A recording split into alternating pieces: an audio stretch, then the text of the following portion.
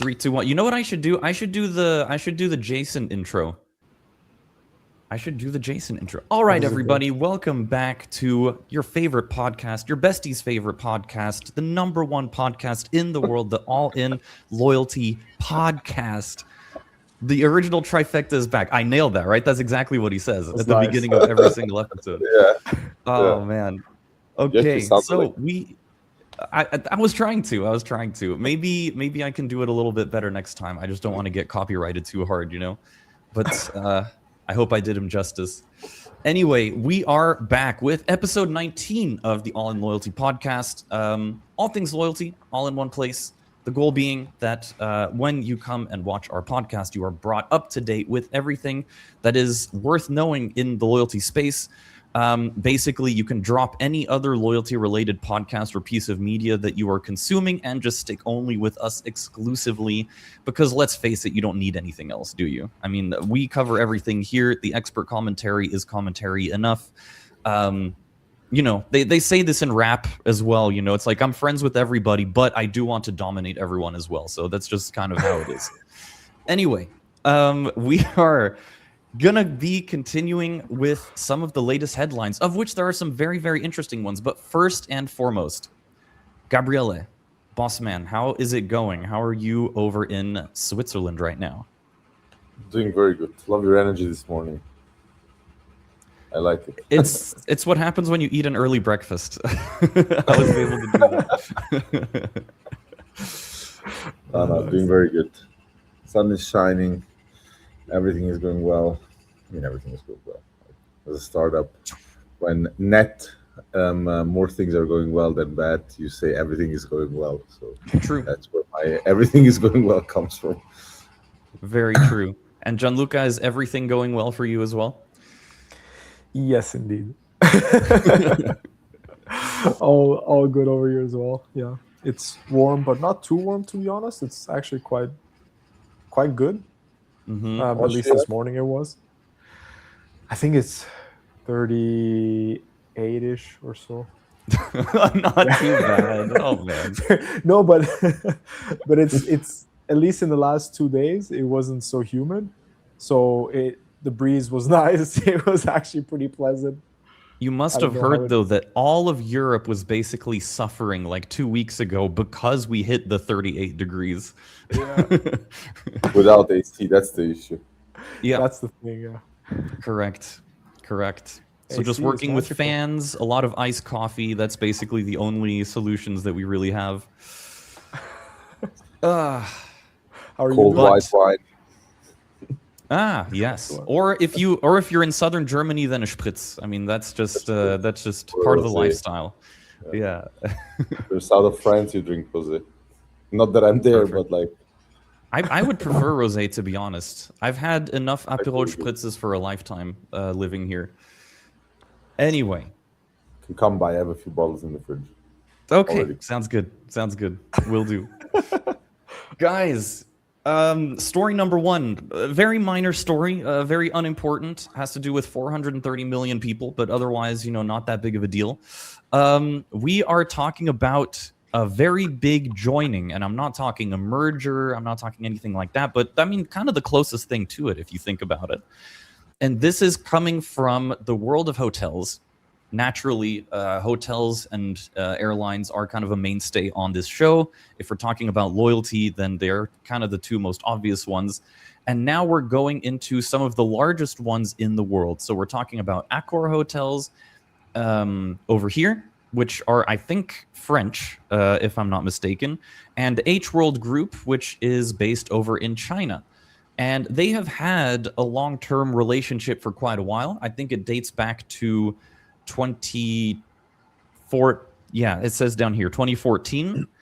And they've always had a connection when it comes to, you know, their strategy, their loyalty programs and everything like that. But here now we're noticing for the first time, this was announced just last week, that they have actually now officially kind of connected effectively their loyalty programs, which combines and makes things available for all of their cumulative members. So what this means is that Accor has hotels that are also based in China, just like H World has hotels that are based in Europe.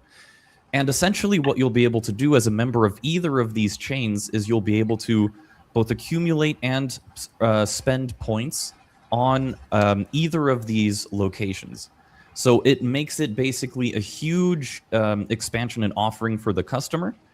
And it just makes it, one of the biggest combinations that we've seen so far, because Accor itself has, I think it was around 130 million members, and then a whopping 300 million for H World makes it for this cumulative 430 million that we are talking about right now.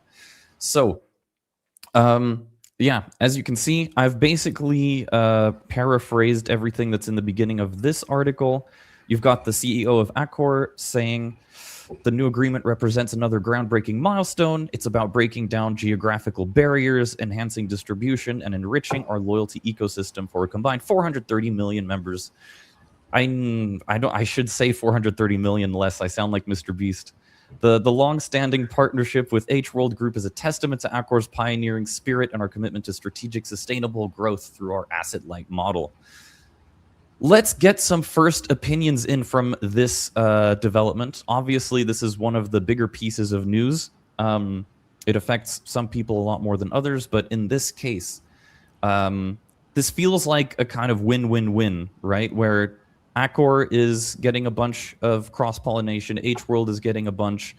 They're basically gaining a lot of these members, and it feels like it's also better for the customer just because they have this extra level of choice, this extra level of, diversity in the hotel options that they have. So, Gabriela, let's start with you. Any first impressions, any gut feelings that you had when you first read about this announcement and the numbers? Obviously the numbers are huge. 500 million people that you touch with two loyalty programs. That's quite a bit of population that you catch there. I think it's a perfect example for. I love this term. I learned it at university. Co-petition. So basically, a mix between cooperation and competition. Yeah. So it's clearly like two different hotel brands or groups that obviously kind of fight for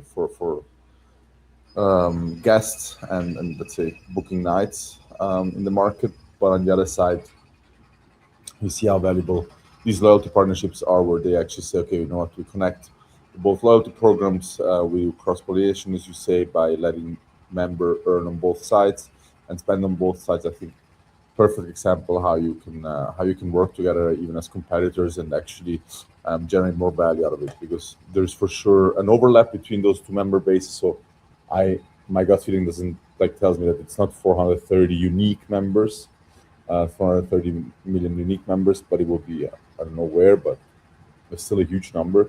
But I think it's a huge partnership, and I'm looking forward to see how it develops, how much value it generates to these brands. And HE Awards is actually, it's crazy. They have 300 million members, but in Europe they're less. So let's say in Europe, US, etc., they're actually less known. So they're very Asia focused. Although they have one of the actually quite well-known German hotel brands in their group, Steigenberger Hotels. So the luxury chain is in HE Awards, and it's interesting that you have these loyalty programs again with 300 million members, and you're not super aware of it, like maybe other loyalty programs. So for sure, super interesting for Accor to go to Asia Pacific, and very interesting for H World to actually enter more into the European and US market. For sure. And one of the other really interesting aspects of this, so like you said, H World owns Steigenberger Hotels. So now people that are actually part of all Accor are going to be able to go there and have access to the point system and how everything works over there. That's definitely something that's interesting, and I'm sure there's an equivalent version of that that's over in China that's just as relevant for the people over there. Gianluca, throwing it over to you. First of all, some first impressions. Again, if there's anything else that you would like to add to this, but then also OTAs. This has been a long-form discussion about the evil booking platforms that are Booking.com and Expedia and stuff like that, and how the hotels tend to subtly fight back against them, essentially, because they always tend to prefer the direct bookings. And while I don't think they said it explicitly themselves in these articles, I would have to reread the entire thing. But there is, like, if you look at comments and like commentaries about news like this, that they called this like a major blow to the online travel agencies and stuff like that. So let's get some first impressions from you, and then secondly, what your thoughts might be about that particular angle for Booking.com and stuff like that. Yeah, for sure.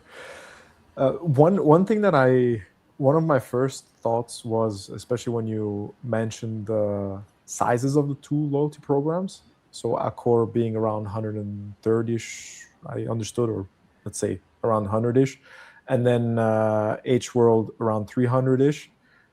It's twice as many. And the first thing I was thinking about is, I wonder in these kind of partnerships, who has the better outcome, let's say like that, or who has the favored outcome, for which company is it more favorable to do this partnership. And even though the numbers are greater on the H World one, but considering that it's Chinese, and for example, I don't know, maybe they want to attract more foreign hotel customers, travelers to China, so that Accor members can go and actually earn something in these hotels. Or is it more so for Accor, seeing that they have double the amount of members, and that being the more favorable outcome is that a lot of like the Asian countries can then travel to Europe and stay at Accor. So that was one of my first thoughts, is that even though the numbers are so different, I'm sure that there's some parity on the outcomes, or favorable outcomes for both of them, even though one is obviously twice the size than the other one. But yeah, it's one of those immediately, as an entrepreneur, is one of those things where, like, okay, I wonder who is getting the better value from the partnership, or is it very equal? Maybe it's very equal. Maybe someone's paying someone else. Who knows? Like what the behind the scenes decisions were, behind the scenes deals were made. But yeah, this one thing that I would be extremely curious to understand behind the scenes what happened there. But yeah, either way, super cool partnership, and obviously being able to service this many members is incredible. To the OTA topic, yeah, I love it, the evil OTAs.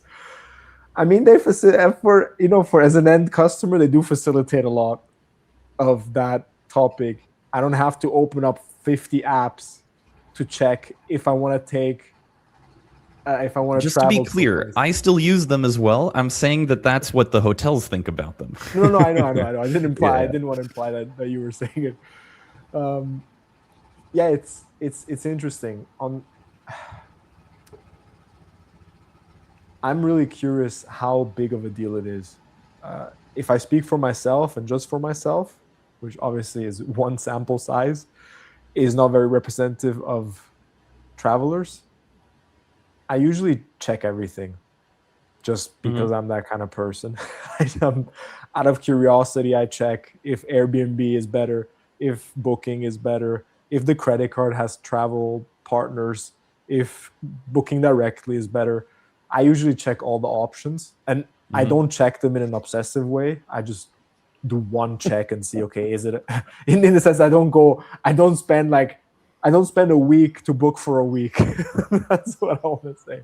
Right. But one thing that, of course, this does facilitate is the age-old topic of, if you are in an ecosystem, let's say Accor, for example, and then you hear of that kind of partnership, you automatically, even more, I at least I would assume I would, even more so, go through the app. because now I know I anyways have more options. At least, again, this is becoming a very biased commentary on my side, because I'm the kind of person who says, okay, if I look into this app and I only have 10 options, and then I look into, let's say, Booking, and I have 200 options, obviously I'm going to look at Booking, because if I don't like something in the 10 options, at least I have another 190. So with this, you're automatically opening up that catalog and making it even easier for members to earn points. So yeah, it's I guess that's where that tension is between hotels' direct booking preference and the OTAs existing.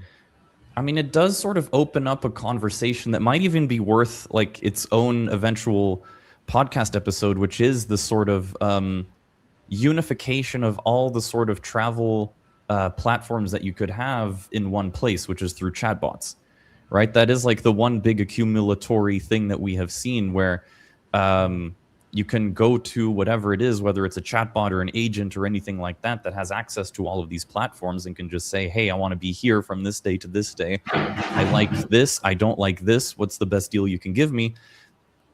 Sometimes it'll be through Booking and sometimes it'll be through something else. And it is kind of an interesting thing where you start to wonder how these bookings, where, you know, the entire use case that they had, or one of the reasons that they were so good, was that they were this one-stop shop, is now all being combined into this one place, which is a chatbot, and how they actually react to that.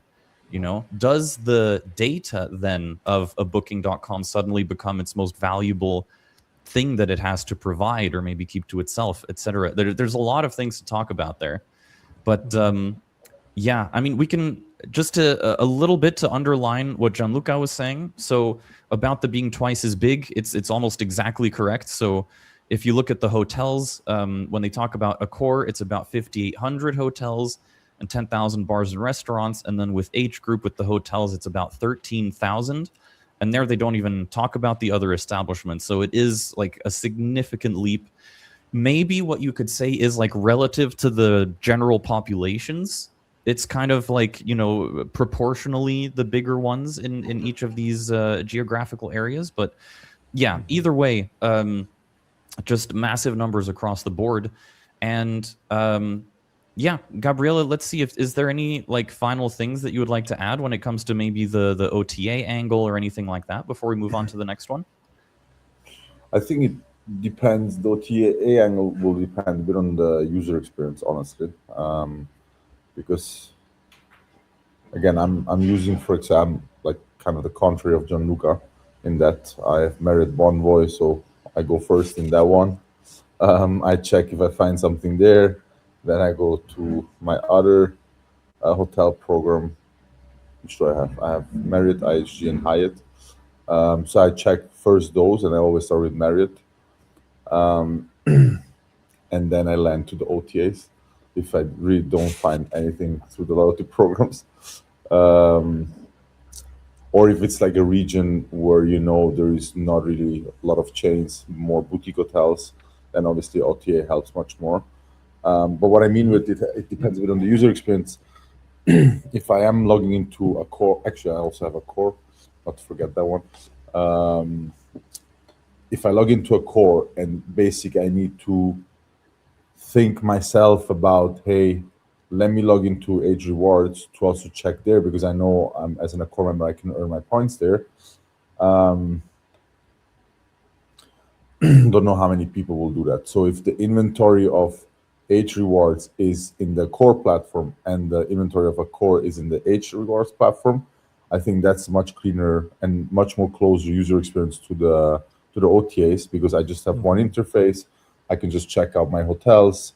Maybe there is, you know, a small mark, Age Rewards, and or on the other side, all Accor all rewards. So I think if the user experience is done well, yes, it can have an impact on, let's say, my behavior as a consumer on how much to actually go to an OTA or not, because suddenly, again, from what did you say, 110 hotels has Accor to 13,000 hotels. Well, how much was it? Accor was 5,800. Yeah, 5,000. 5,800. Okay. Okay, yeah, 5,000, 5,800 to 13,000. Yeah, basically, I just more than doubled my inventory. So that makes absolutely sense. Again, let's see how this comes out. Also, how much it's promoted, etc. I remember, for example, we had a call with one of the hotels of H Awards, without making the name now.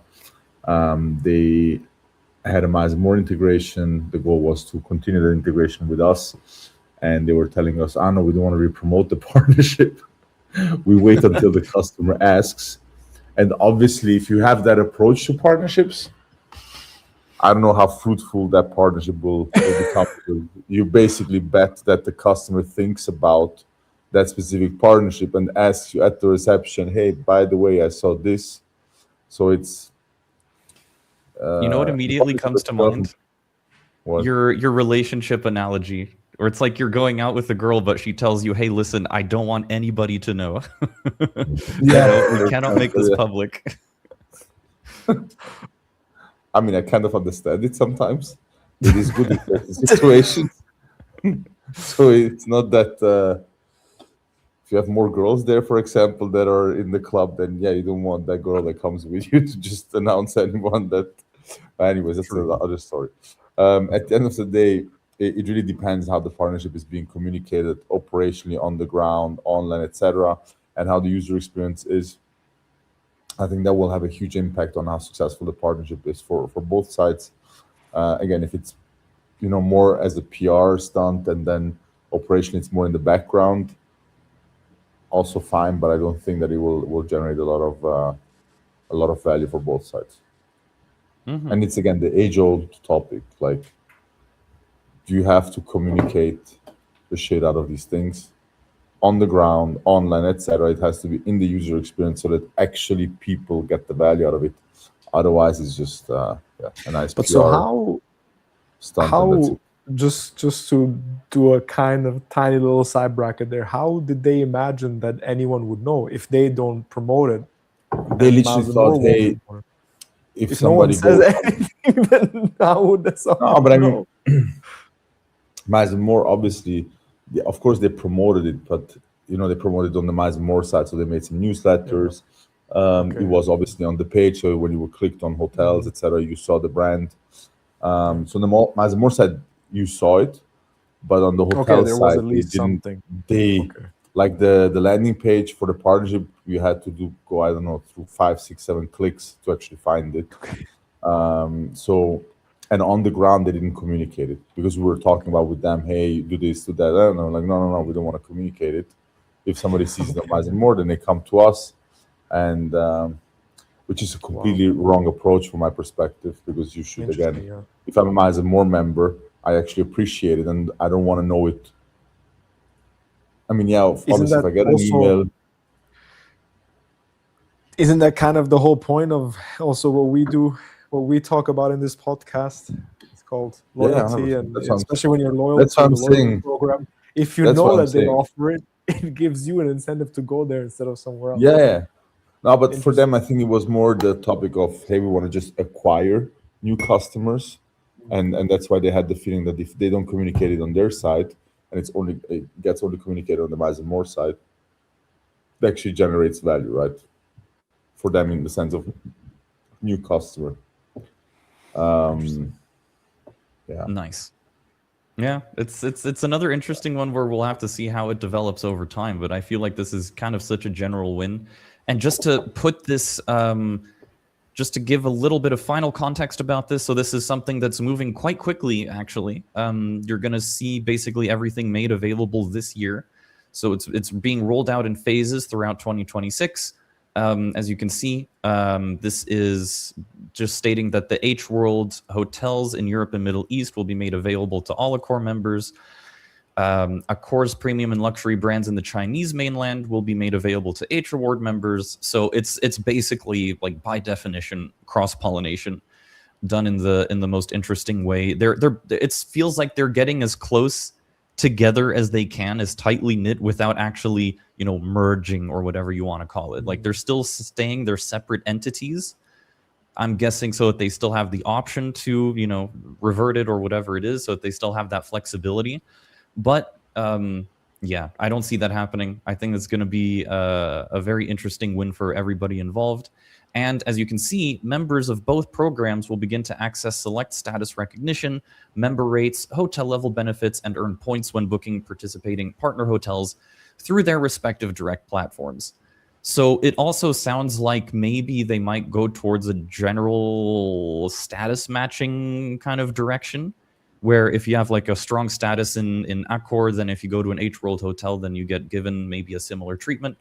That's just me speculating based on what we're seeing here. But yeah, it generally seems like a pretty big piece of news and seems like a really interesting development, as always, in the world of loyalty. And gentlemen, this is really cool. It is. It is. I just wanted to add, this is actually really cool because I think one of the ways that partnerships like these really flourish is the fact that members don't have to get both, but they access the other platform or the other catalog through their own.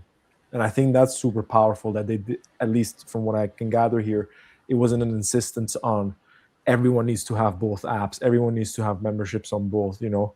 It's yeah, super cool to see something like this at that scale, especially. Absolutely. And guys, I'm so proud of us. Last time it took us 1.5 hours to go through one topic, and today we're able to do it in 23 minutes. Oh man, we are nailing this. Okay, fantastic. Guys, we have a couple of other things to address, but first of all, what we do have is another thing that we could not miss, which is Amperity bringing out a report called The New Rules of Loyalty in the Age of AI. This is very interesting because it is kind of, I think, at least on our show, it's the first report that we've seen that directly links AI and loyalty and gives a couple of interesting pieces of data that maybe we can break down and see what kind of interesting stuff is out there that we can start talking about. So this report is a data collection. They did a survey of 1,000 Americans from all 50 states. So that's basically the distribution. I think ages was like 16 to 60 or something like that. And yeah, they were just asked generally questions about loyalty programs, about themselves as a consumer, about trust, about a lot of different things like that. So that's why they say here, they talk about adapting to shifting consumer behavior, personalized experiences, and most importantly, they talk about chatbots. And that's one of the most interesting parts about it is how they actually use these. And with that comes the first piece of data, which I think is probably no surprise to anybody, but 80% of AI users said they use tools including ChatGPT, Claude, and Gemini to research products, plan travel, and compare services. 80% act on recommendations provided by generative AI by clicking links or making purchases and bookings. So, I mean, I'm not 100% sure what they mean about 80% of AI users, if they just mean people that are like using this kind of stuff casually. But the number in itself doesn't seem to surprise too much. And I think it does also kind of help with the divergence that we were talking about away from OTA into the more chatbot direction, because like there used to be in Germany, you have Check24, Check24, which is like a comparison portal. That's what they do. That's their whole business case. And when I was going on vacation or whether I wanted to get a new insurance, I would go to that website because it offered the best comparisons between them. I don't do that anymore. I do everything on Claude or Gemini or something like that, and it'll generally give me either the same results or something that's even more accurate. And sometimes it'll even get that data from Check24. That's one of the funniest things too. But it just goes to show. I mean, it's the consumer shift. This is something to put into perspective again. I mean, AI is something that's not been around forever, right? It only really became big front page stuff in 2022 or so.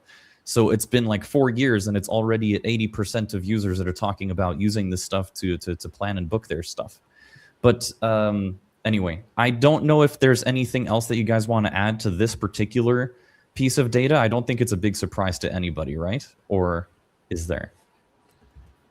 No. Or just one question. Did Yeah. they use the word chatbot, or did you use that I to did. describe? Okay. I was gonna How come? say, basically consolidating super intelligence AI into a chatbot. I just thought that's like the general term people are using for. It makes sense. It's just funny when you think about how AI is But multiple I times think more that intelligent. It's just a chatbot. but I think that is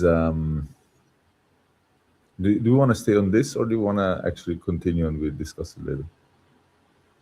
Yeah, I mean, I would show maybe a couple of other analytics, and then Go we ahead. can break it down after that. But yeah, Perfect. we can move on to the next one definitely, because this one's also interesting because it's a lot more brand oriented. And that is that fewer than 23% of consumers now go directly through brands they know without considering AI recommendations.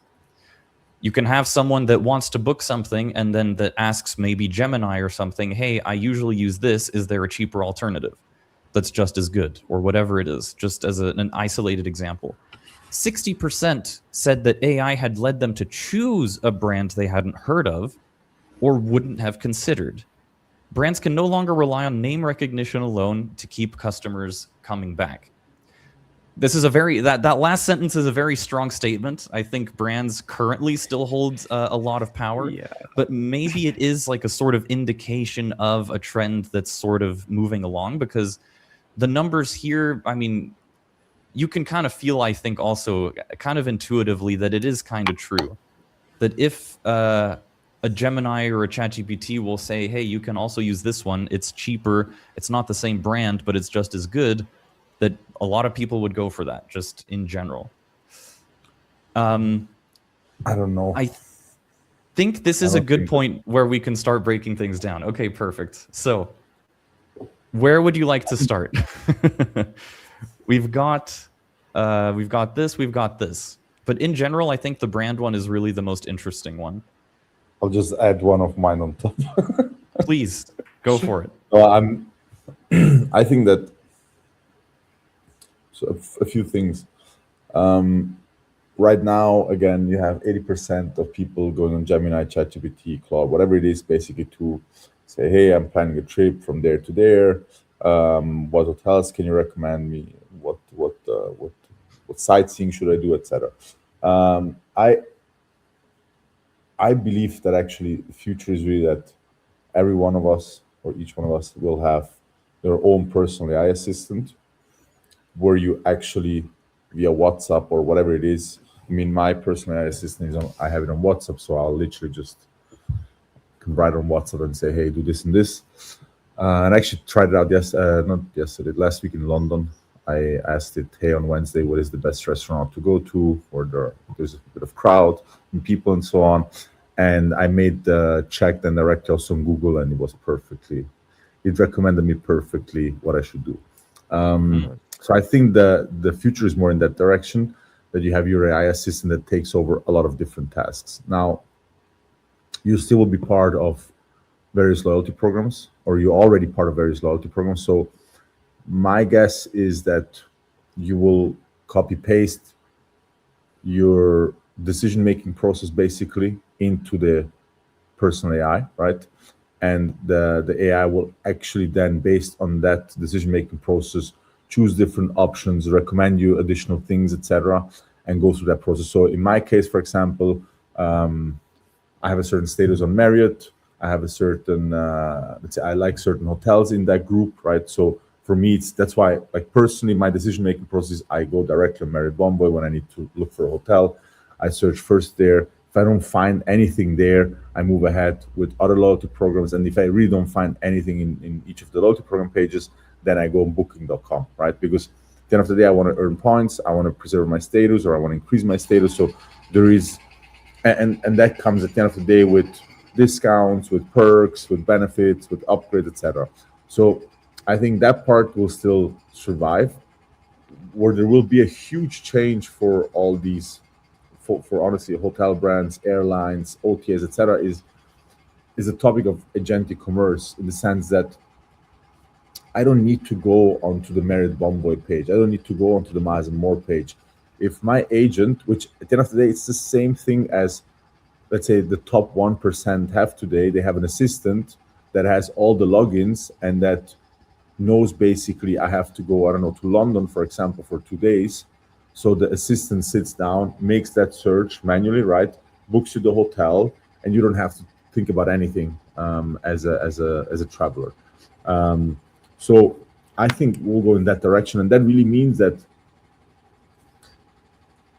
most of these players like hotels, airlines, etc., will need to shift their focus from a pretty website to actually a very strong API, public API that people that companies just can integrate with to book a flight, for example, to book a hotel room, etc., to be able to enter the membership number. So all of these tasks that right now an assistant is doing for you, that will be covered by an agent, your kind of travel agent, literally, that does all of these things for you. And there it will obviously, the branding side will only be worth because I tell it I like Marriott Bonvoy, or like I like in general Marriott hotels, right?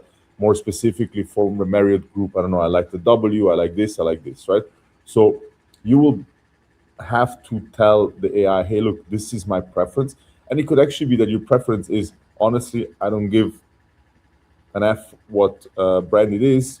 I have this budget. Just look for the best possible value that I can get for this budget. This could be also your decision making process. So you have people that are, let's say, more driven by kind of the brand. They are less price sensitive. And then on the other side, you have people that are more price sensitive. They care more about the budget. They don't really care about, am I in a Marriott, in a boutique hotel, in a Hyatt, or in an Accor, or whatever it is, right? So this is what you give your AI agent, and then based on that, your AI agent will just search the whole web with that decision making process. And again, your website won't be relevant anymore because I won't have to go onto a Miles More page, an Emirates page to book a flight, or to a hotel page. I think this is very scary for all of these You mean players because they live from that. just to be sure, you mean the UI on the website doesn't matter anymore? Yeah, obviously, Or because I yeah. literally do not have to log in myself in there, right? Mhm. If I have, imagine you have an like a human assistant, right? You give it once your login data, and then you just tell her, hey, I need to fly from there to there. Book me please the flight and the hotel. You don't even have to say book me please the flight in the hotel, but it will tell you, hey, look, I found this and this options fine for you. Yes, the more you're going forward, the more it knows, hey, he likes actually those options, so I just booked them. Mhm. This behavior will be exactly the same with agents. So me as the traveler, I won't even have the need to actually use their website, and this will be a huge change because obviously you go away from thinking about pretty website with a lot of different features, with a lot of different let's say things that I can do on there, and the thought process of, hey, um, stay as long as possible on my website, visit it every day, etc. Mhm. That will completely fall away. The focus will be much more on how can I make my inventory as accessible as possible to an agent, compared to other players. So it will be a huge USP if you actually have a API for an agent, rather if you don't have one, because you actually rely only on people that come on your website and Yeah. check the flights, the hotels, etc., and then book it, instead of the other people that actually go through a chatbot, as you call it, or as a personal AI assistant, and that will make a huge difference in future. And I think that right now, all these companies are super focused, honestly, on. I have a cool chatbot on on my page, and people can ask questions. Nobody asks questions because again, like the goal is that you simplify your life, and simplifying your life is not visiting 5 websites. It's actually just saying, I need to book this, and then it does the work for me. So I think we're in a huge transition phase, and consumers are already much more forward than companies.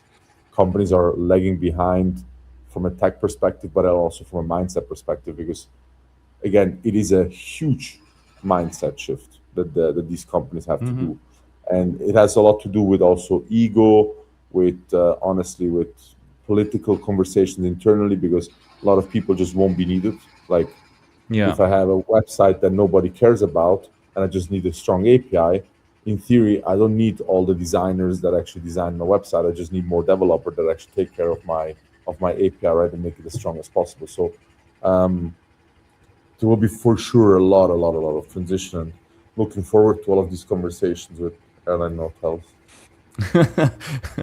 Sounds good. So does that mean that you think there's gonna be like some, like over the next years, a great, like, what's the best way to say that? A great like uglification of like websites as No, they no, I go don't see. more API I don't see the. and AEO focused?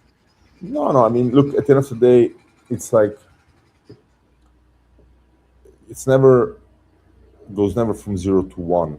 A transition like this, and I mean, I don't know if you guys know the how's it called, that adoption curve, the classic one, where you have the different phases, and you have like the pioneers start with something, then you have like different phases, and you have basically the laggards that are then at the end, the ones that like doesn't matter if mobile phones are around since 20 years, they still go into the phone booth at the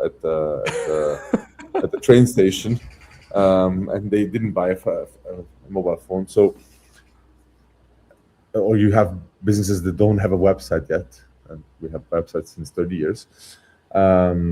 So it's always like this, like you always have a certain part of the population that actually starts using that, and then the more we're going forward, the more people will actually jump on that train, right?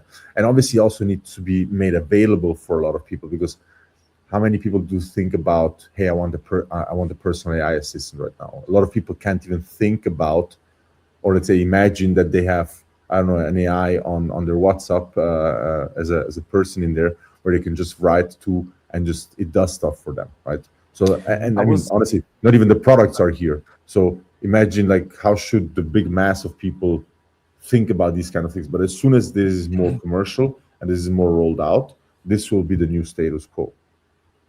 I was gonna say it's when you think about the AI chats, and especially that stat that we saw there about the 23% still going to the brands they know and 60% choosing other brands based on what the AIs recommend. That is such a strong topic of the AI solving for something, right? And you could assume, based on those stats, that I'm just gonna make a wild assumption now. People probably don't know how to use AI exactly to their advantage. Super wild assumption. Yeah. So when they enter, like, what are other options for hotels or for this or whatever brand it may be? The most likely assumption that the AI will do is solve for price, disregarding everything else. No matter if you have to travel to another country to get that item, if it costs less, it costs less, period, right? No, jokes aside, it's really about what does the AI solve for you. And I think Gabriele made an extreme example that's like how people use AI, and then how, let's say, more advanced or more very advanced users use AI, is where the AI is literally solving for who you are, for how you live. Because in the end, first of all, I don't agree with that last sentence. Brands no longer can rely on their name to get customers. Like, come on, that's such a strong statement that honestly, if your business relies on brand, and you're one of the first ones to go, or you think your business relies on brand and you're one of the first to go when it comes to AI choosing someone else, then you never were relevant for your brand. You're always relevant for the price you had, or maybe for the product that you offered, which was better than others, but not about your brand. When you speak about people, when you speak about businesses being recognized for their brands, then it's not a question of what the product is and what they do. It's literally just like mobile phone. A lot of people think Apple, or maybe Samsung. Like there's 2-3 brands people think about, and the rest goes under the either niche or price. So it's really about what is the AI solving for. And I believe there, even AI, if you're a diehard Apple fan, or if you're a diehard Marriott fan, or if you're a diehard, I don't know, Starbucks fan for coffee, the AI will not suggest other coffee brands, will not suggest other mobile phone brands, because that's what the AI is solving for. It's solving for you, not for the general mass question of, hey, I have a coffee to buy. I live here. Not even I live here. Yeah, I live in Zurich. Where's the best coffee for the least amount of money? And then it just gives you all the options, and it's just a generic. Yeah, it's there. I am with you on calling it a chatbot. But as soon as it's more developed AI, or you even interact, I'm sure people don't even know that you can personalize your GPT and all your AIs to say, don't recommend me things outside of this perimeter of where I live, for example. It won't. So it's, if you have the AI solving for who you are, I don't think that will happen as often as this stat represents it. And definitely that sentence at the end is just a strong, very strong statement.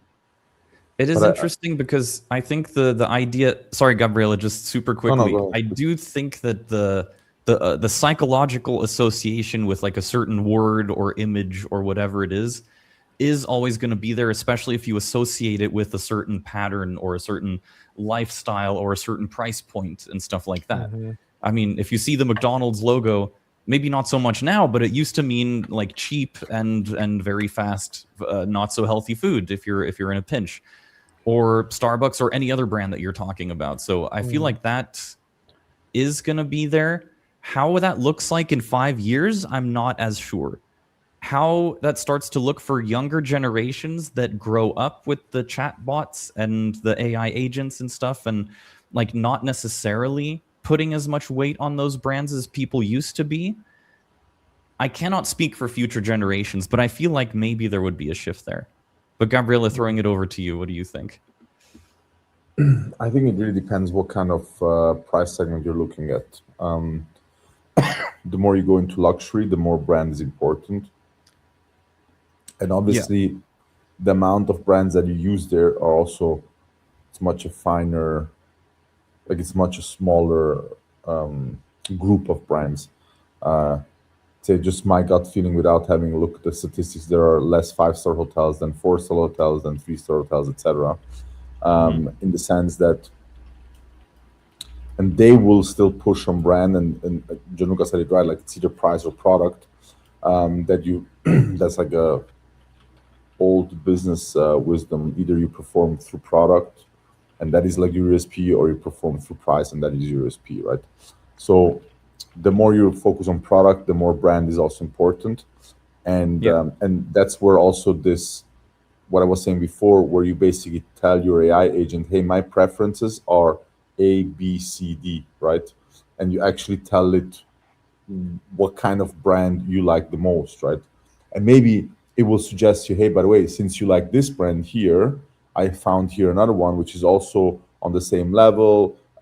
It gives you the same benefits, blah, blah, blah. And listen, the loyalty program right now has a promotion where you get 30,000 points if you register now and you book a trip, right? So I think it will go in that direction, and then you really have other users that say, look, I really do not care about brand. If I book a hotel, it needs to be clean, the bed needs to be nice. That's it, basically. Like, I don't need more. Anyways, but like, how many people do you hear that say, I anyways don't spend time in my room? True. Like, I mean, if you think about you, yeah. I mean, I also don't spend a lot of time in my room, but I still have like specific brands that I like to go through. But that's exactly what I mean. Like, you have different needs from people, right?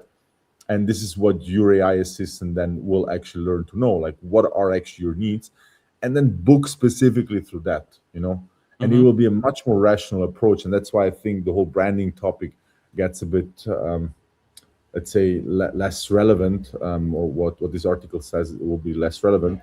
It's because the AI doesn't have a feeling about the brand. It just knows that you that this is like your number one hotel brand, that you want to book a room, and it just goes down the ranking. So you say number 2 is this, number 3 is this. So very simply, we'll go through all of these topics and look for the best option for you. And yeah, that's why luxury, I think, will always stay a brand topic, because it's also connected to status. So if you can say you are in a certain hotel, people look at you with other eyes. Obviously, also, if you like a certain service, etc., you want to just book certain things. But again, I think it will be more kind of distributed. Branding will shift even more to luxury and less to. There was a name for that. I don't remember how it's. I'll be sure to put it in text when the recording comes out. Yeah. Mass premium. There is actually a specific name for that. Let's say smart bookers, luxury bookers. Yeah. So the status aspect of it is going to continue to become more and more prevalent in the increasingly digital age. And one of the most interesting parts. Sorry, not only loyalty status. I literally mean personal status, like how you feel when you tell someone, "I'm going to that hotel." Because it just is like, why do people wear a Rolex or a Philippe? Basically, you street creds. When you have a nice watch on, and when you wear a certain clothes, or when you drive a certain car, that's not just like, I mean, if I spend 50K on a watch, it doesn't mean that it tells me the time better than a $50 watch. You know what I mean? But it gives me a certain status. It is a certain investment. The same thing with a hotel, right? If I have a hotel room in a 5-star hotel, but I still like it's. You could be sleeping better. Yeah, no, but let's be honest. Like the additional value that you get is not I sleep there and I have a roof over my head. It is status. It is mini benefits, like, I don't know, the guy asks you 10 times, "How are you doing, sir? And can I do something for you, sir?" And everybody runs. Where maybe in a 3-star hotel, people do not care that much about the service. They also don't have the resource, and they also pay much less. So that's what I'm saying with status. It's more about ego than the loyalty status. And the feeling as well, I'm sure. Like, it's the same thing as if you're a Ferrari driver and you like get side to side with another Ferrari driver and you give yourself the subtle nod, like, yeah, you know. Man, good times. That how it goes. By the way, no? yeah. No, I would not. I'm much more a comfort driver than I am a fast driver. I don't know. Anything over like 200 and I start to feel unsafe, you know, when I'm on the road. So yeah. Let's go to the final thing for now, because once again we've sort of hit the time mark. But there is one other topic in this report that I find kind of interesting that does touch on a couple of other topics that we've covered in the past, and that is one of our favorite topics, and that's personalization. When we talk about personalization, hang on a sec. Put that right here. Personalization is likely to backfire if brands overstep the mark. 58% of survey respondents said creepy personalization, which I'm assuming is, you know, I have all of this data where you probably have no idea how I got it, but here it is, makes them less likely to choose a brand. I already find it a bit interesting that it's only 58%. I would have felt like it would intuitively be a bit more. Notably, only 4% of consumers report never receiving mistimed, irrelevant, or invasive recommendations. So those 4% report never having received, meaning 96% have. Brands that get personalization right will stand out from the crowd. And then when we go over here to one of their charts, if a brand's personalized recommendations are generated by AI, how does that affect your experience? We see a slightly different story where the majority, over 50%, says no difference. I only care about the outcome. I would probably also fall into that category. A measly 11% saying I prefer it. AI recommendations are often more accurate. Maybe that's also a bar that's going to grow over time as it becomes more dependable. But then you have, then an accumulated around 32-ish% saying that they would rather have the sort of human part of it. And yes, it mentions here, speed and ease of use are the main reasons why consumers like using Gen AI to research or make decisions. It can compare prices and find the best deals fast. It's fast and convenient, helping me compare options quickly and giving clear summaries that make decision-making easier. You have thoughts, Gianluca? Yes. I want this. So, two things. Let's since you're on this one here.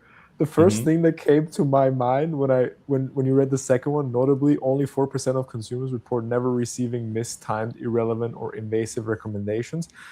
So my assumption is when I read that, or the implication is that they did receive recommendations, and they were well timed, and they were relevant, and they were not invasive.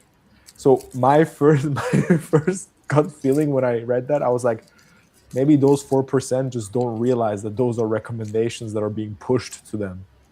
You know, maybe, yeah. Just like maybe being oblivious to the fact that when you are on social media, for example, and you happen to look at a certain type of content, I don't know, let's say, for example, you're a football fan right now with the FIFA World Cup and so on.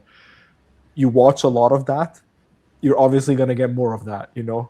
And if there then are ads about football gear and things like that, well, that is very personalized, that is well timed, that is like giving recommendation. Maybe they just never realized the fact that they're receiving that recommendation. Maybe they're oblivious to the fact that it's happening. You know what I'm saying? Because it's only 4%. The novelty aspect of it also comes into play. Because I remember the first time Google Maps brought out timelines, and it could like track where you are and everything like that. And I got my first push notification that said, hey, based on your location, you know, we could recommend this or this restaurant or something like that. I was a little bit freaked out by that the first time.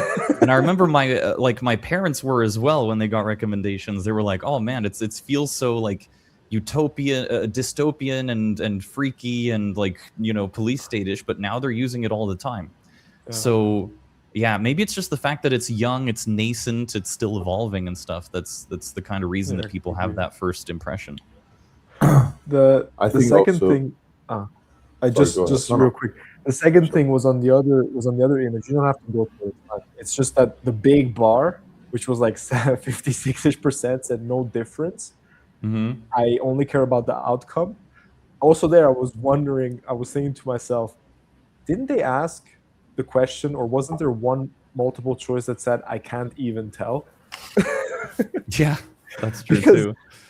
Especially now, and this is like a slightly different topic, but when you ask an AI nowadays to write an email for you and you read it, sometimes it's really hard to tell, because they are so well instructed on how humans write that it's not like, as you said, 4-ish years ago when GPT got big and everything.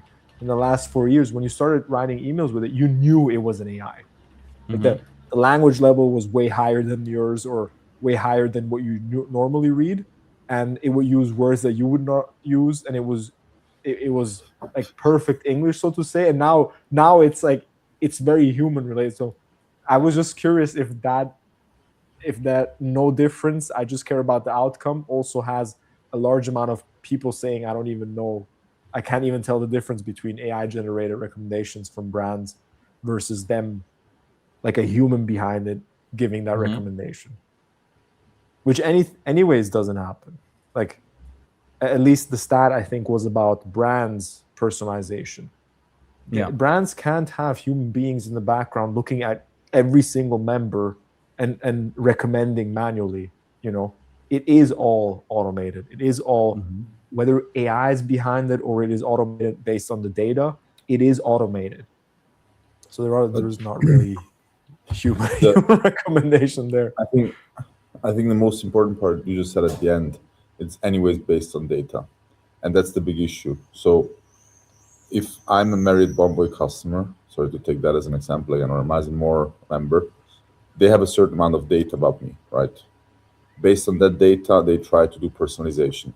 It really doesn't matter if it's an AI or if it's, I don't know, a bot, which doesn't reason, but just says, oh, okay, Gabriel is a man. So we have here, I don't know,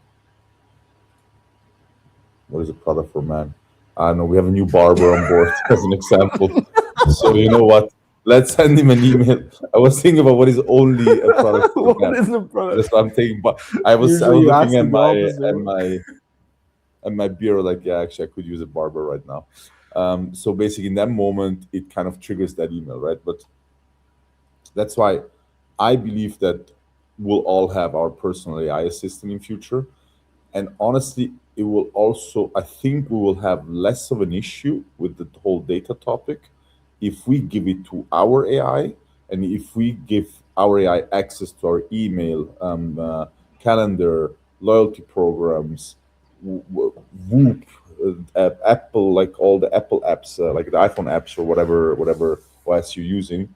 Um, that then really starts becoming super powerful, because Mm-hmm. each brand is missing my data. Like they have from my life, if like you look at the circle, they have a small dot of my life as data in their database. I'm the only one that actually has access to all of that data, right? So if I can give access to my personal assistant to all of that data, then we actually talk about personalization, because it actually will know. As an example, if I have an iWatch on and it tracks my location, and I actually walk in front of a store that I told it I like it, or I don't know, I made a calendar note saying I need to buy some T-shirts. I'm traveling, I forgot my T-shirts at home, right? And I actually passed by a store and they have a promotion on T-shirts. That's where I get the message on my WhatsApp chat, and we will tell them, hey, by the way, to 50 meters you will have store XYZ. They have right now a 30% promotion on shirts since you need them, right? So this is something that that store won't be able to do. Doesn't matter if I gave them my mobile phone number, my email address, whatever it is, they won't have access to my iWatch, to my location. They won't have access to my calendar where I actually wrote down that I need some shirts, or whatever I made my note. Like it could be that I told my AI assistant, by the way, I need some shirts, note it down. So I think it's, the more we're going in that direction, the more personalization will be powerful, but it won't be driven by the brands. It will be driven by the brands by, again, opening up their systems and giving real access with APIs, etc., so that I can actually get my data, not even out of that, but I can access my data easier. Because today, if I want to tell an agent, look at my flights that I book with Swiss or I book with Miles and More, etc., it's still a pretty hard task to do. Like basically need to scrape the page and all of that stuff, which they don't really like. So there is not an AI, that's not an API where I can actually just plug into and I get all my data. So I think we're going in that direction, and personalization will be stronger than ever, but will not be driven by brands. It will, at the end of the day, yeah, by a brand, but by the brand that actually gives you the personal AI assistant. I've been noticing that as well, and we'll make this the final thing before the conclusion because we've already sort of hit time. As I have started, I've started my own little like public series where I build out an agent in public and everything, and I've been able to build it out and connect the Telegram and get the OpenClaw up and running and actually start my first like automated task and everything like that. It's one of the things that I've noticed the most is like one of the most interesting parts is when you want to introduce a new aspect to it is the introduction of then your agent to that other company's or whatever it is API. And it feels like that's like one of the most interesting parts of it is actually getting that connection done, because it makes the whole process feel so easy. And because of that, it's been really interesting. Like the way I've been doing it, I'm on day 7 now or so. And I already feel like I would be capable of maybe building out something kind of nice in like just 2 episodes or 3 episodes because of those kind of connections, because that sort of AI, that sort of data that comes in is like by far the most important part. And just for that reason, I'm already also considering getting a WAP just for myself, so I can like Nice. make that connection too and actually put it in there. It's been a lot of fun, and it sort of is one of those things, like you say, that is kind of the biggest. Well, how would you say that? The biggest piece of evidence for the entire concept of personalization and how brands should approach personalization in the future. But I'm afraid I'm going to have to cut it short right there, guys, because we have sort of hit time. Of course, we have barely scratched the surface of this otherwise, I think, 20-ish page long report that has a lot of other interesting data as well. But as always, with everything that we talk about, it is all going to be in the description. So if you're curious about it, be sure to hop down under there so that you can actually take a look for yourself. In the meantime, though, this has been very interesting. Of course, we've got some big moves being made in the hotel industry, as well as I think it's interesting too that some of these companies are starting to bring out reports that are as specific as AI and loyalty, and how that is sort of intermingling. It's hopefully a strong sign of more interesting reports to come, and we're going to see how that continues. But first of all, any closing words, Gabriela, before we close things off today? Let's continue the conversation about AI. The next episode. Yes, 100%. I like this topic. And I think we literally only scratched the surface. So I think there's so much more to talk that we can continue next episode with it. 100%. And It's a worthy topic for episode 20. Yes. Perfect. Gianluca, how about you? I swear, every time we talk about this topic, and especially when Gabriel goes on the tangent, or not the tangent, when he goes on about the AI assistant and how like it's so tied with you and who you are, and how like as if you had a human being that knows you, that lives with you all the time, knows your habits, knows everything. And I think I know where you're going with this. You ask your twin, your AI twin, basically. Yeah, your twin. Very simple. I can see the word Mega Man in the back of my head. Let's go. I swear that game is literally this. Yeah, it is essentially Predict like the future. It's literally like a twin, but it can be any, like you can obviously customize the looks and everything, but it's basically that. It lives with you 24/7 because you have it on the phone.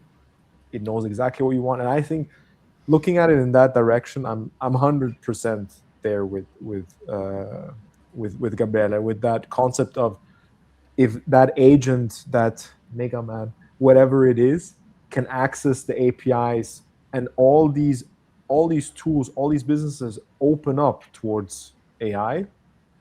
It's crazy how much you can do, and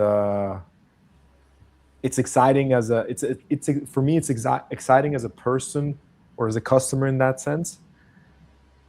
But I can also imagine that for businesses, especially longer standing ones that are maybe a little bit more conservative, that are a little bit more on the slow and cautious side of adopting new technologies, how scary it can be to know that, oh wait, the whole playing field is then up for grabs by artificial intelligence rather than us controlling the field and us saying what goes and what doesn't. Which in the long term, I don't even think that's possible, because as you see today, if you're not, it's still funny how some businesses don't have websites. They haven't gotten that far, and AI is already like in their faces. As someone that does prospecting and outreach, I cannot tell you how much it annoys me when businesses don't have websites. It's devastating. Crazy. It still exists. The craziest part. They're literally still brands. They don't have a website. They don't have a social media account. It's just like how far behind they are. It's incredibly crazy. But I think honestly, those will also, if they're not super local, that they really don't care about anybody like searching online, they just have their customer base and they live from it, they will just die out. It's like very simple. Very, very simple. And as a final topic, adapt or die, 100%. And on that ilk, what Gianluca was just saying about companies being scared by this sort of paradigm shift that's happening. If only there was a reliable partner with two co-founders who are very visibly and publicly on this podcast keeping up with all of the latest trends that are actually developing and working on solutions for exactly this topic. Yeah, just be sure. If you guys are scared, if you guys are feeling nervous, you guys know who to reach out to. Give us a call. We give you a hug. We give you a hug. Yeah. No worries. We'll give you a hug and maybe some advice if you're nice to us. You know, it's all about loyalty after all. Guys, thank you all so much. We're going to call it there. The three of us have to get back to work, but we will be right back with our crowning episode 20, hopefully by next week.